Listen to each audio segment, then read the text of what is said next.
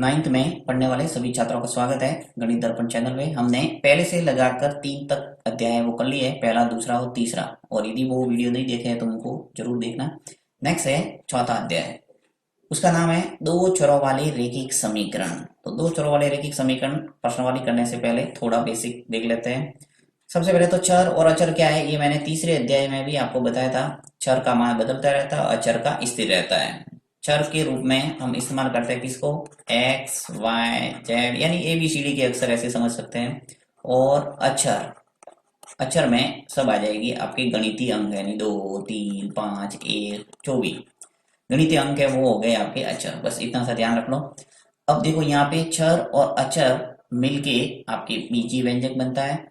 और यहाँ पे दो चरों वाले रैखिक समीकरण की बात हो रही है, तो रैखिक समीकरण किसे कहता है। तो यहाँ पे जैसे मैं लिखता हूं, मान लो 2x+5, ठीक है। तो यहाँ पे जो चर है वो क्या है, x है, x है वो चर है। यहाँ पे इस चर की घात है वो कितनी है, 1। जिसके ऊपर कोई घात नजर नहीं आती वो कितनी होती है, 1। तो ऐसा समीकरण जिसमें चर की घात 1 हो वो क्या कहलाएगा, रैखिक समीकरण। तो इतना ध्यान रखना है। अब जैसे इस चर के ऊपर मैं 2 घात रख लेता हूं तो ये द्विघात समीकरण हो जाएगा। क्या हो जाएगा, द्विघात समीकरण। बराबर 0 लिखना पड़ेगा क्योंकि समीकरण मतलब बराबर। अब आपके बात यहाँ पे रैखिक समीकरण की है, तो सिर्फ आपको चर है वो एक घात के रूप में ही मिलेगा सवालों के अंदर। अब दो चर का मतलब क्या है, यहाँ पे जैसे मैं लिखता हूँ 3x+5y+10 बराबर 0। तो ये हो गया दो चरों वाला एक रैखिक समीकरण। तो देखिए दो चर कैसे, यहाँ पे एक तो x चर है और एक दूसरा y है वो चर है। और अचर कितने हो गए, 3 5 और 10, ये सब क्या है, अचर। तो दो चरों वाले रैखिक समीकरण का व्यापक रूप क्या हो गया, ax+by+c बराबर 0। ये आपको याद रखना है कि दो चरों वाला रैखिक समीकरण होगा तो वो इस रूप में आपको नजर आएगा, जहां पे x का गुणांक a है, y का गुणांक b है और अचर पद c। नेक्स्ट आगे बढ़ते हैं हम प्रश्नावली, और वहां पे आपके जो भी डाउट होगा वो पूरा क्लियर हो जाएगा। प्रश्न में जैसे करेंगे हम,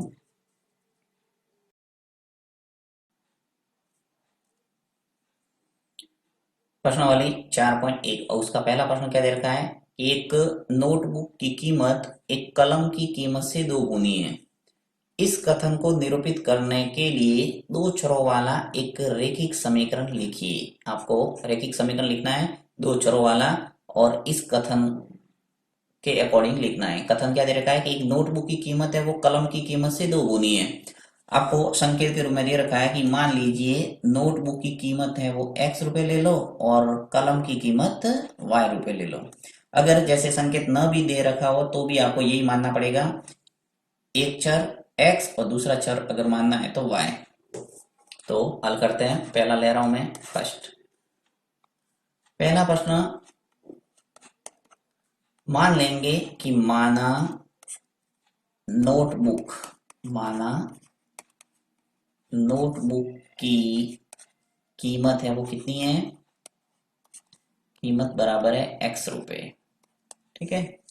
इसी प्रकार दूसरी जो वस्तु है वो है कलम। तो यहां मान लेता हूं कलम की कीमत, और कलम की कीमत है वो कितनी है, y रुपए। अब प्रश्न जो कह रहा है उसके अनुसार मैं क्या बनाता हूं, दो चरों वाला एक रैखिक समीकरण। तो यहां लिख लेता हूं मैं प्रश्न अनुसार। प्रश्न अनुसार प्रश्न क्या कह रहा है, वापस पढ़ता हूं। एक नोटबुक की कीमत एक कलम की कीमत से 2 गुनी है। पहले लिख लो नोटबुक की कीमत और बराबर का निशान लगा दो और कलम की कीमत। अब जो कह रहा है वो लिखो कि एक नोटबुक की जो कीमत है, ये नोटबुक की कीमत यानी x, ये x है वो कलम की कीमत क्या है, y, इससे 2 गुनी है यानी डबल है। तो मैंने बराबर का निशान लगाया है, तो बराबर का निशान यानी ये x और y को बराबर करना है। तो जो कम है उससे 2 से गुणा कर दो। तो यहाँ पे कम कौन सा है, कलम की कीमत से 2 गुनी है, यानी कलम की कीमत कम हुई और नोटबुक की कीमत ज्यादा हुई, अर्थात 2 गुनी है, यानी कि कलम की कीमत को 2 से गुणा करना है।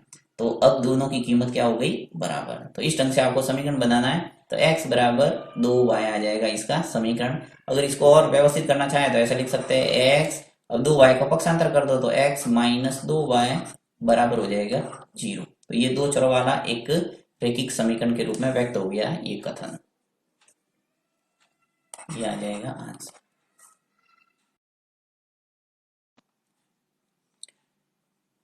नेक्स्ट दूसरा प्रश्न क्या कह रहा है कि निम्नलिखित रैखिक समीकरणों को ax plus B Y plus सी बराबर 0 के रूप में व्यक्त कीजिए। यानी यहाँ पे जो दो चरों वाला रैखिक समीकरण व्यापक रूप होता है उसके रूप में इसको एडजस्ट करना है, जो भी समीकरण दे रखे हैं। और प्रत्येक स्थिति में a b और c का मान बताइए। यानी यहाँ पे a क्या है, b क्या है और c है क्या है वो आपको पूछा है। तो बहुत ही सिंपल है, एक प्रश्न करते ही आपको बिल्कुल दिमाग में बैठ जाएगा। देखिए सबसे पहला प्रश्न ले रहा हूं मैं कि 2x प्लस 3y बराबर दे रखा है आपको 9.3 और 5 के ऊपर बार है। इस बार का मतलब क्या होता है ये आपको पता ही होगा, हमने शांत दशमलव और अशांत पुनरावृत्ति को पढ़ा था।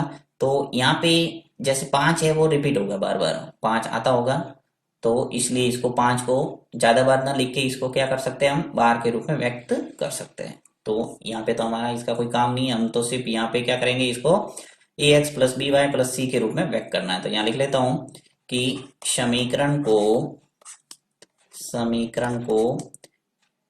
ए x plus B Y plus सी बराबर 0, ये कह रहा है ए x plus B Y plus सी बराबर 0 के रूप में व्यक्त करने पर अब देखिए ये जो समीकरण दे रखा है 2x प्लस 3y बराबर 9.35 बार है, इसको इस रूप में एडजस्ट करना है, ए x plus B Y plus सी बराबर 0। तो सबसे पहले तो क्या करेंगे हम, ये जो 2x है प्लस 3y है, ये जो 9.35 बार है इसको पक्षांतर करके इधर लाना पड़ेगा पहले तो ये माइनस हो जाएगा। आपको पता है कि जब राइट हैंड साइड में कोई प्लस वाली राशि है और उसको लेफ्ट हैंड साइड में पक्षांतर करते हैं तो क्या हो जाता है, माइनस। यानी प्लस का माइनस होता है और माइनस का प्लस होता है, चिन्ह को बदला जाता है हमेशा पक्षांतर के दौरान। तो ये आ जाएगा 9.35 और बार राइट हैंड साइड में बच गया अपने 0, क्योंकि यहाँ राइट हैंड साइड में 0 ही लाना है। अब ये एक आपको ए x plus B Y plus सी के रूप में नजर आ रहा है। अब इसको और थोड़ा व्यवस्थित करना चाहे तो ऐसे कर सकते हैं, प्लस के रूप में पूरा देखिए कि 2x प्लस 3y, क्योंकि यहाँ पे देखो ए एक्स है, ए एक्स का रूप नजर आ रहा है, बी वाई तो ये बी वाई का नजर आ रहा है, यानी प्लस है बीच में तो प्लस ही है। परंतु यहाँ पे देखो माइनस है, तो इसको अगर प्लस में लिखना चाहता है यहाँ प्लस लगा दो और यहाँ ब्रैकेट में आपको लिखना पड़ेगा -9.35 और बार और बराबर आ जाएगा 0।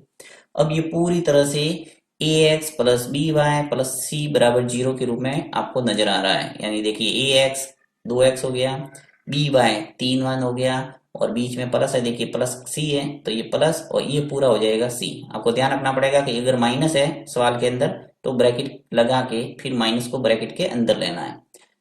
अब यहाँ पे हम निर्धारित कर सकते हैं कि ए क्या है, बी क्या है और सी क्या है। तो यहाँ लिख लेता हूं, यहाँ ए क्या है, देखिए एक्स का जो गुणांक है, यहाँ पे एक्स का गुणांक है वो क्या है, ए।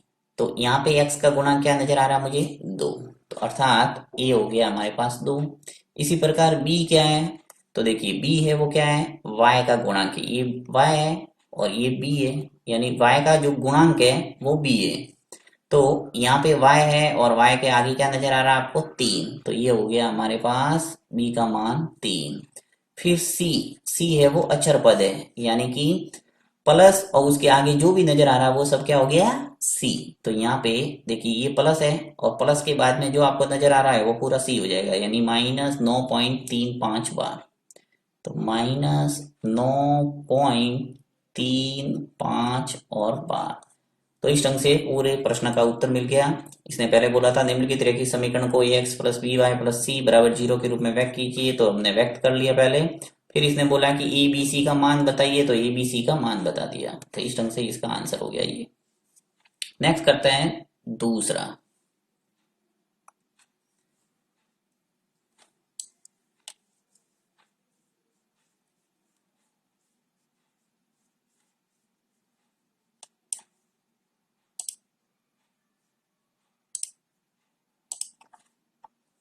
दूसरा क्या दे रखा है देखिए, दूसरा है हमारे पास x माइनस वाई बटा 5 माइनस 10 बराबर है 0। ये सवाल है। अब इसको भी पहले क्या करना पड़ेगा, a x plus B Y plus सी बराबर 0 के रूप में व्यक्त करना है। तो लिख लेता हूं मैं इसे, a x plus B Y plus सी बराबर 0 के रूप में व्यक्त करने पर, a x plus B Y plus सी बराबर 0 के रूप में व्यक्त करेंगे। यानी ये जो a x plus B Y plus सी के रूप में ही नजर आ रहा है, क्योंकि बराबर आगे 0 ही है, तो इसको सिर्फ आपको प्लस के रूप में लिखना है। तो देखिए एक्स लिखा, यहाँ माइनस है तो माइनस को ब्रैकेट के अंदर लिखना पड़ेगा, ये आ गया हमारे पास प्लस। अब जो ये 5 है, इसको मैं नीचे हर के रूप में इस ढंग से लिखूंगा। देखिए माइनस 1/5 लिख लो और इस y को लिख लो पीछे। जब 1 का गुणा y से होगा तो y आ जाएगा, y/5 आ जाएगा वापस। इसको इस ढंग से लिख सकते हैं। फिर बीच में लिख लो प्लस और ब्रैकेट में लिख लो वापस माइनस के 10। ये जो माइनस 10 है वो ब्रैकेट में आ गए और बीच में लिख दिया प्लस। प्लस का गुणा जब माइनस से होगा तो वापस आ जाएगा -10। यहाँ पर भी देखो प्लस का गुणा जब -1/5 y से होगा तो वापस आ जाएगा -1/5 y। तो ये तरीका है लिखने का और बराबर है 0। अब आप आराम से ए बी और सी निर्धारित कर सकते हैं। तो लिख लेता हूं मैं यहाँ, ए क्या है, कुल मिला के ये प्रश्न है सिर्फ 2 लाइन वाला है। तो ए क्या है, यहाँ पे देखिए एक्स का गुणांक, एक्स के आगे कुछ नजर नहीं आ रहा, तो इसका गुणांक क्या होगा 1, 0 मत लिखना। फिर बी, बी है वो क्या है, y का गुणांक है, तो y के आगे क्या है -1/5 है, तो यहाँ लिखना पड़ेगा -1/5। फिर c क्या है, अक्षर पद, तो अक्षर पद है वो -10 है, तो आ जाएगा -10। तो ये आ गया आंसर ए बी और सी का। नेक्स्ट करते हैं सी, तीसरा। अब आपको समझ में आ रहा होगा कि ए क्या है बी क्या है, सी प्रश्न को देखते ही समझ में आ रहा होगा। यदि आपके बराबर के राइट हैंड साइड में कोई संख्या है तो पहले क्या करना, उसको लेफ्ट हैंड साइड में पक्षांतर करना है। राइट हैंड साइड में हमेशा 0 आना चाहिए। तो करते हैं हम तीसरे को।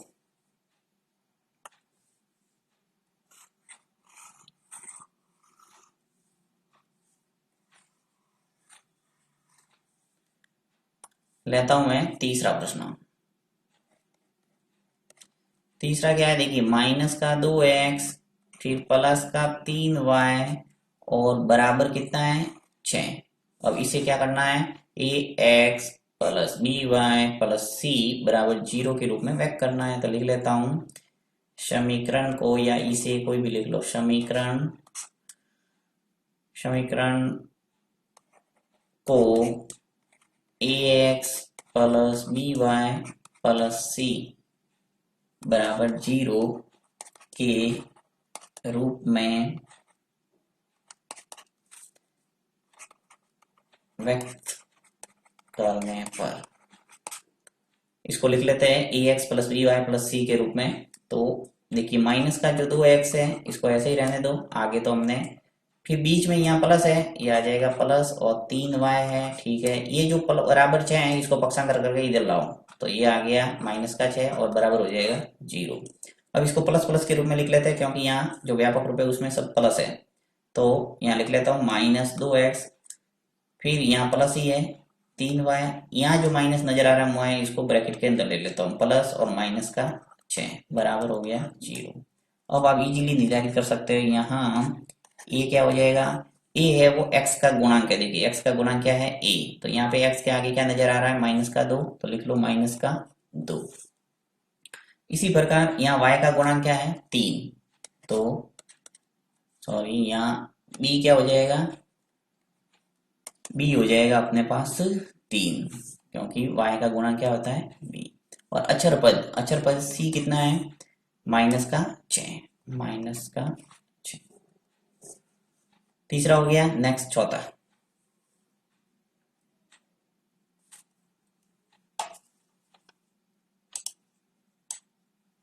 इसको मिटा देता हूँ, ये आपको हर सवाल के अंदर लाइन लिखना ही है, ए x plus B Y plus सी बराबर 0 के रूप में व्यक्त करने पर। तो मैं रहने देता हूँ इसको, सवाल ले लेता हूँ नया।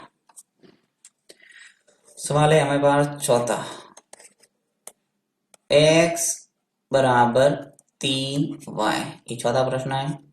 यहाँ पर भी वही अचर पद नहीं है, परंतु आपको वही a x plus B Y plus सी बराबर 0 के रूप में इसको व्यक्त करना है। तो मैं लिख लेता हूँ इसको, x, ये जो 3y इसको पकड़ के इधर लाते हैं बराबर के, तो आ जाएगा माइनस का 3y, क्योंकि प्लस के 3y है, इधर आएगा तो क्या हो जाएगा माइनस का 3y।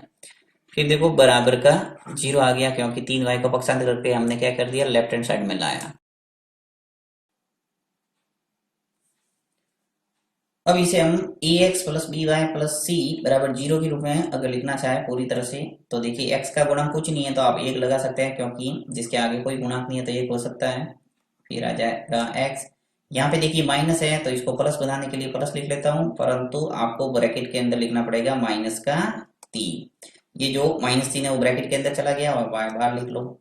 फिर आगे आपके जो अक्षर पद यानी जो c है, जिसके साथ x और y नहीं है, वो कितना है 0, क्योंकि कुछ पद नहीं है तो 0 लगा के आप लिख सकते हो और बराबर आ जाएगा 0। तो ये पूरी तरह से आपके समीकरण बन गया। देखिए a x plus B Y plus सी बराबर 0, ये भी आपको वही नजर आ रहा है, x का गुणांक, y का गुणांक और अचर पद। तो यहाँ हम लिख सकते हैं कि a क्या है, x का गुणांक है, क्या आ गया 1।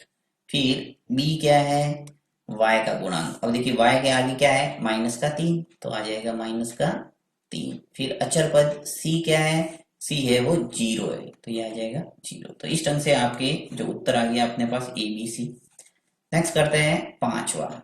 तो पांचवा प्रश्न भी वैसे ही करना है, आपको तुलना करना है ए x plus B Y plus सी बराबर 0 से।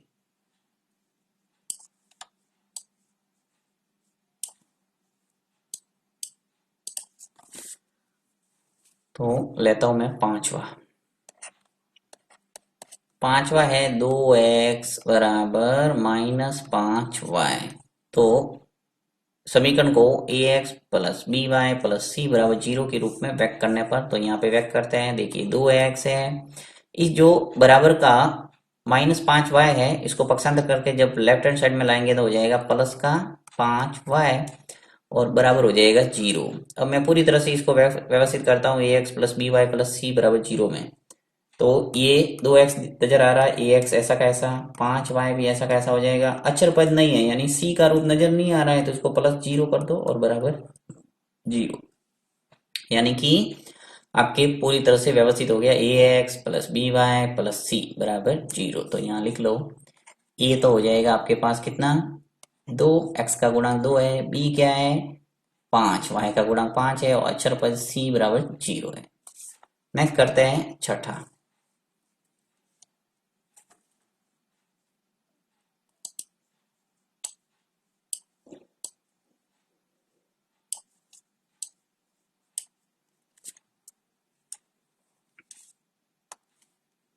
सिक्स प्रश्न है आपके, 3x प्लस 2 बराबर 0। तुलना करेंगे a x plus B Y plus c से। तो यहाँ पे देखिए 3x तो ऐसा कैसा है, ये प्लस का 2 यानी अक्षर पद आपको नजर आ रहा है, +2 बराबर 0। तो इसको मैं पूरी तरह से इसको व्यवस्थित करूंगा तो ए एक्स वाला रूप आ गया। अब y वाला नहीं है तो 0 लगा के फिर इंटू वाई कर दो। जब 0 का गुणा y से करेंगे तो क्या आएगा 0 आ जाएगा, और 0 का कोई मतलब नहीं है, इसलिए 0 लगा के हम इस पद को व्यक्त कर सकते हैं। और प्लस का 2 है वो पीछे लिख लो बराबर 0, यानी a x plus B Y plus c नजर आ रहा है आपको, x का गुणांक नजर आ रहा है, y का गुणांक नजर आ रहा है और अक्षर पद नजर आ रहा है। तो यहाँ से आ जाएगा a, ये तो आ जाएगा हमारे पास 3, b है वो y का गुणांक है तो वो गुणांक हमने लिया है 0, फिर c है वो कितना है 2। तो ये आ गया उत्तर। ले लो सातवां प्रश्न, y-2। अब देखिए यहाँ x का पद नहीं है तो आपको 0 लगा के करना पड़ेगा।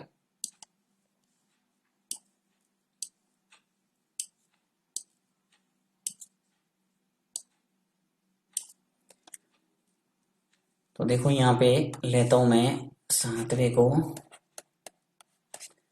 y-2 बराबर 0, y-2 बराबर 0 है। अब x का पद नहीं है तो 0 लगा के लिख सकता हूं मैं 0 फिर इंटू एक्स, ठीक है, फिर प्लस ये y वाला पद लिख लिया। अब इसके आगे एक लिखना चाहता तो लिख सकते हैं, देखिए एक लिख के बता देता हूं आपको, एक और डॉट y, ये जो डॉट है वो क्या है, गुणा का निशान है। फिर प्लस c है वो क्या है, माइनस का 2 है, तो ये ब्रैकेट के अंदर लिखना पड़ेगा माइनस का 2 बराबर 0। पूरी तरह से ये x plus B Y plus सी बराबर 0 नजर आ रहा है। एक्स का गुणांक क्या है, 0, वाई का गुणांक 1 और अचर पद क्या है, माइनस का 2। ए बी और सी आ गया ये उत्तर। इसी प्रकार आप 8वां प्रश्न कर सकते हैं, 8वां भी कर देते हैं।